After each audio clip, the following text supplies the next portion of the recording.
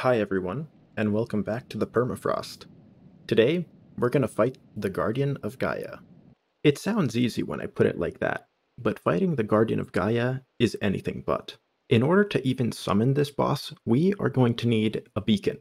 That's not so easy to come by. It requires us to kill the Wither and to summon it with, as usual, 3 Wither skeleton skulls. Now, given that last episode we found multiple Wither skeleton spawners, this seems like it should be pretty easy. Unfortunately, as we also discovered last episode, these Wither skeletons can't be killed unless they are under the consecrated effect, and there's not many ways to do that. We could make hundreds of potions and hope that that's enough, but in this episode I want to go a different route. I want to go into elemental craft. The reason I want to get into elemental craft is because it has an item called the Pyrite Ingot. This ingot is one of its endgame materials, but more importantly, it will automatically consecrate any mob that is hit with it. This is really useful because unlike potions or other methods, this is an infinite. I also thought it would generally be a fun idea to explore a mod that I haven't used before, so let's get into it. Before we dive into another mod though, I'd like to take the time to upgrade my armor and get a little bit more utility out of Botania now that we can finally make Terra Steel almost freely. We're also going to make ourselves a mana mirror. When linked to a mana pool, such as this one right here, will constantly provide us with mana, allowing us to use all of our Botania gear even without this mana tablet. We're also going to take the time to craft a new sword for ourselves, and I'm going to start with the Dragonbone sword from Ice and Fire. Combining this sword with an enchanted book that we got from a wandering trader gives us a really nice sword, even if right now it is Bane of Arthropods as opposed to Sharpness. The important part here is the Looting 5, which will greatly increase our chances when it comes to killing Wither skeletons and other mobs. We're also going to start unenchanting our diamond gear in the grindstone. It does mean that we lose out on the actual piece of diamonds, but this allows us to transfer our enchantments over to our new Terra Steel armor with very little hassle. This won't be a very fast process, as experience is quite hard to come by in this pack, but I'll do it piece by piece when I get the chance. In order to get started with elemental craft, we're going to want to turn these inert crystals, found just about everywhere underground, into these contained crystals. These contained crystals then get crafted together with some iron to make element pipes. This version right here is the impaired version, which is the worst, but as we progress through the mod, we'll be able to make better ones. And these element pipes can be combined with some glass in order to make element containers. I'm going to craft up 4 of these for now. I honestly don't know how many we'll be needing, so start small. Combining this with some more iron, we can also craft element infusers, as well as element extractors. By placing an element container and then an element extractor below these nodes that exist in the world, this will start to be drained into the container itself, as you can hopefully see from the particle effects. If we take some of these pipes and connect them to another container but with an infuser on top, we can now infuse these inert crystals. As you can see, the earth essence is infusing this inert crystal here and has given us a basic earth crystal. Next up on our list of items to infuse is stone. This is going to take a little bit of time, but as you can see, we want to make a lot of this stuff right here, which is called white rock. This will eventually get used to make advanced contraptions within the mod, but at this point we just want it in order to make improved element containers. We're also going to want to set up this same series of containers and infusers at a water node so that we can take some iron and, with a little bit of time, make what is known as drenched iron ingot. This is a pretty common item in this mod and will allow us to make better pipes, various new infusers, diffusers, and whatever the hell a solar element synthesizer is. So definitely something that we'll want to stock up on. The next thing that we're going to need is to turn some glass, well, beyond hypothermia, of course, turn glass into this burnt glass here, which will allow us to craft our next main item, which is the elemental container. This element container can store more of the element source and will allow us to craft items that have higher element requirements. To go along with this, we're also going to want an element binder, which is more or less infusion crafting. You put on a few items and together with the element, they allow you to create more complicated crafts. We can use this large container and the element binder in order to make what is called the Swift Alloy Ingot. These items here get put in order, and then we will get a single output. So it starts with gold, a drenched ingot, redstone, and an air crystal. I've gone ahead and collected a lot more of each elemental source, as you can see here, because what we're going to do next will probably require it. We're going to use this gem crystallizer here in order to make the fine gems of each element, so that we can use an infusion pedestal and create the pure crystal, the last ingredient that we need for our pyrite ingot here. The problem is that each of these gems is, as you can hopefully see here, a chance output. We're not guaranteed to get it, and we might have to go through multiple tries with this in order to achieve them. So let's see how it goes. It starts by placing a diamond in the crystallizer, followed by a crystal of the respective element, and finally up to 10 shards to increase your chances. Now that is lucky. This is the pristine water gem, which is by default only a 5% chance. We're going to see if we can repeat our luck with the earth gem here. Just as with the water one, 10 earth shards should hopefully increase our chances of getting at least a fine gem, if not pristine. But then again, maybe it's not necessary. Same process with the fire gem here. And finally, the air gem. Given that we managed to get a pristine gem for each of them, I suspect that with 10 shards, it's probably a guaranteed chance, because I don't think we're getting this lucky 4 times in a row.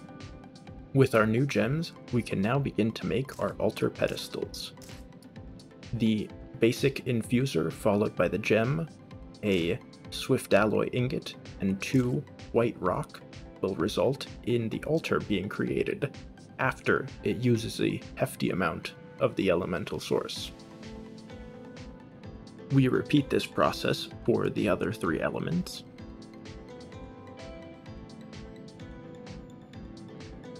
With all of these altars, we can now place down our center infusion piece, and then place each altar in its respective spot. With this done, and elemental sources provided to each pedestal, we can now put each respective crystal where it belongs, and finish this off by putting a diamond in the center. If this doesn't remind you of infusion crafting from Thaumcraft, I don't know what will. And there we have it. Took a while, but we now have our first pure crystal from Elemental Craft. We can also go ahead and claim the reward from the quest for making this, which gives us another one. Together with netherite and another swift alloy ingot, the pure crystal can help us make our pyrite ingot at long last. It is going to use a lot of this fire source, but I did take the time to fill it up before this, so hopefully it's enough. We're gonna take this pyrite ingot and immediately go test it over at our dungeon and see if we can kill those wither skeletons properly this time around. I'm also going to go ahead and upgrade our dragonbone sword with a phantasmal ingot.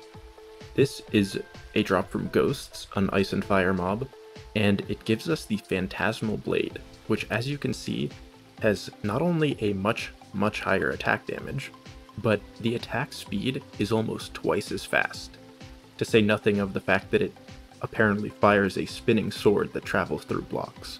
So this should be about the best sword that you can get in this game. I'm back at our wither skeleton spawner here, and I've gotten rid of the torches around it, so we're gonna see just how this ingot works.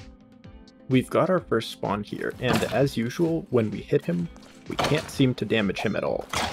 if we now hit him with the Fyrite Ingot and attack him, I don't know how well this shows up on YouTube, but you can see that we now have heart damage hearts coming off him, and that they can indeed be killed.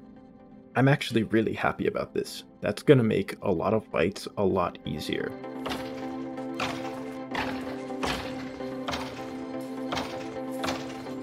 I've gone ahead and gathered the Wither skulls that we need to summon the Wither, and I'm here back at our original base. Just for fun, I thought that the enclosed cave would be a good spot to fight it.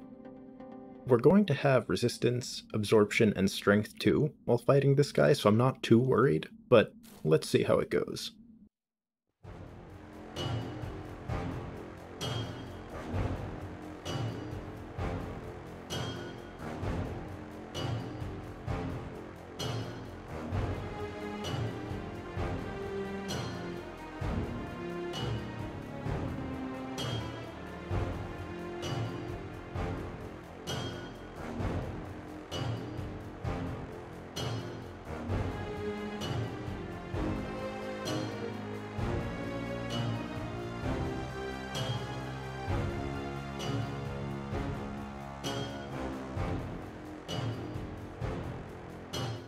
That could have gone worse. We got 2 of the Wither Eyes, which are another one of those story items, and we also got our Nether Star, of course, as well as a crazy amount of Wither Bones. With the Wither killed and all of our gear set up, it's time to fight the Guardian of Gaia. I've set up this little area here, an arena in front of our keep. I've tried to clear it out as best I could, but there's no real stopping the snow, so I hope that it'll still count.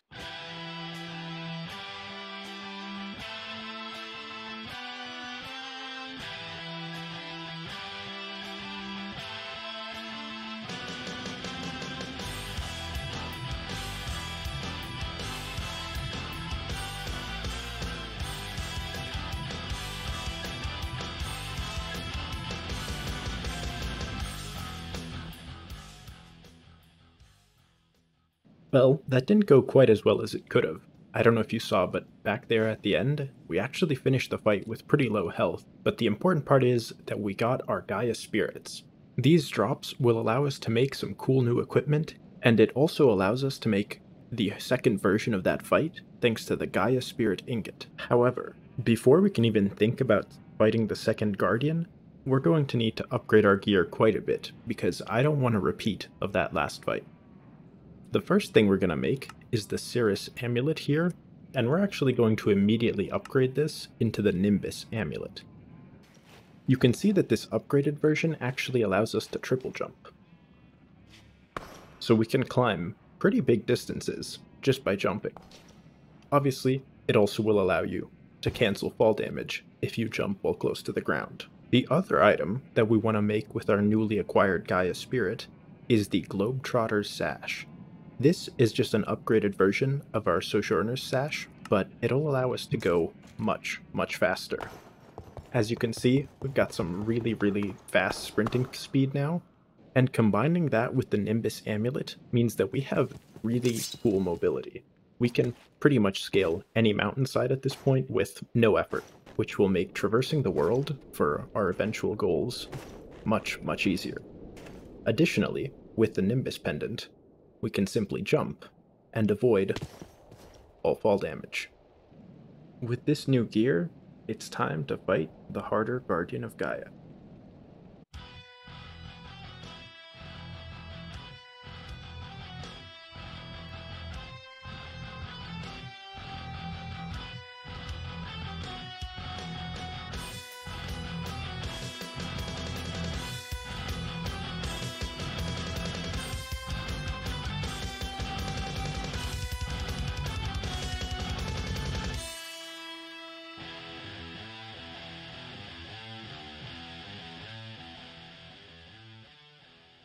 Now, the Key of the King's Law is cool and all, but the relics that I really want are the Eye of the Flugel and the Ring of Odin.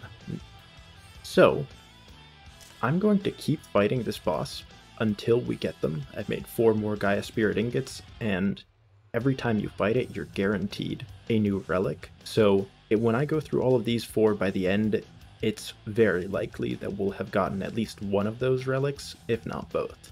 But I'll catch back with you guys in just a little bit.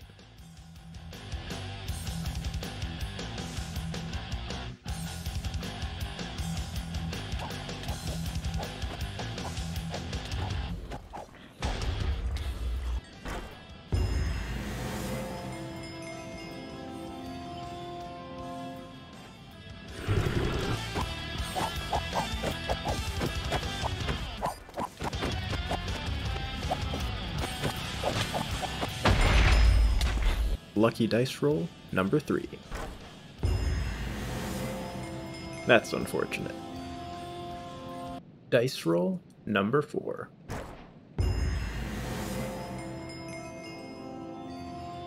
The Eye of the Flugel allows us to shift right-click a block and set that as our target destination.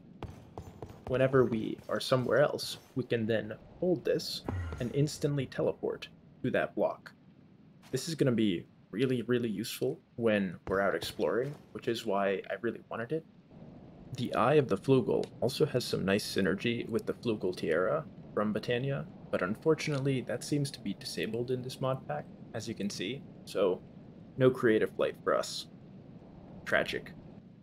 We made some good progress through Elemental Craft, we fought the Guardian of Gaia, and we got some really cool new gear, so I'm feeling pretty satisfied. At this point, there isn't much left to do in this pack besides finish the story. We could play with Eidolon if we really wanted to, but I think we'll save that for a new pack. So, hope to catch you in the next episode, which will probably be the last. See ya!